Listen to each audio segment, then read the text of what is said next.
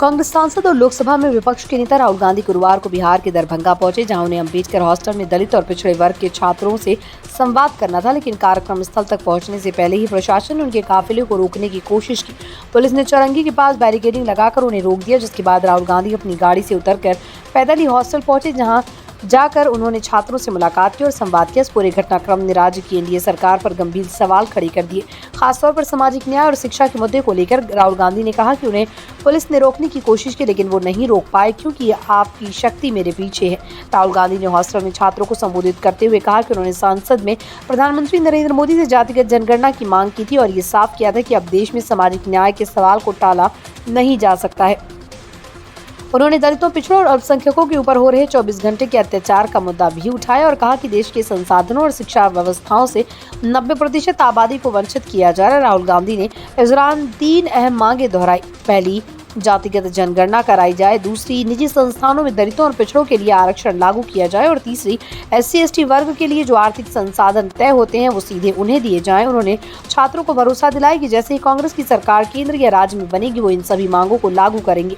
इस घटनाक्रम पर कांग्रेस ने नीतीश कुमार सरकार और बीजेपी पर हमला बोला और इसे कायर सरकार की तानाशाही बताई। कांग्रेस ने सोशल मीडिया पर लिखा कि जब छात्र अपने हक की बात करना चाहते हैं तो उन्हें डराया धमकाया जाता है। कांग्रेस का ये भी दावा है कि प्रशासन ने राहुल गांधी के कार्यक्रम को जानबूझकर अनुमति नहीं दी ताकि वो दलित छात्रों से संवाद न कर सके। राहुल गांधी ने इस बारे में सोशल मीडिया पर वीडियो पोस्ट करते हुए लिखा, नीतीश जी और मोदी जी रोक सके तो रोक लो। जातिगत जनगणना की आंधी सामाजिक न्याय, शिक्षा और रोजगार की क्रांति लाकर रहेगी।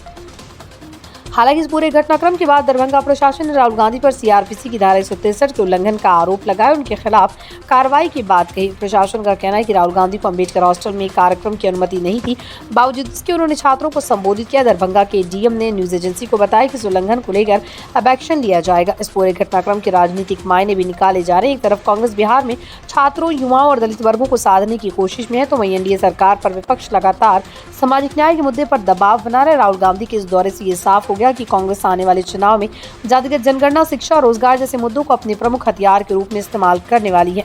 हॉस्टल में छात्रों से बातचीत करते हुए राहुल गांधी ने कहा, मैं जानता हूं कि ये यहाँ SC/ST छात्रों के साथ क्या होता है। मैं गारंटी देता हूं कि हम सब कुछ बदल देंगे और आपके लिए जो जरूरी है वो करके रहेंगे, चाहे उसके लिए लड़ना ही क्यों ना पड़े।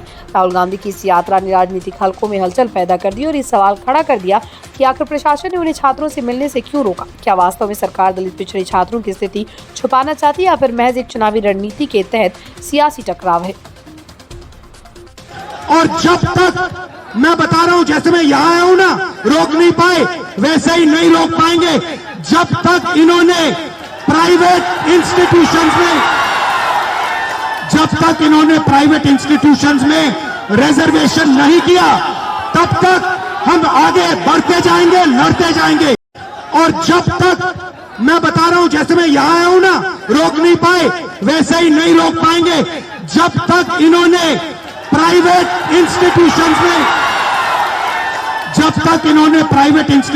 में रिजर्वेशन नहीं किया, तब तक हम आगे बढ़ते जाएंगे, लड़ते जाएंगे।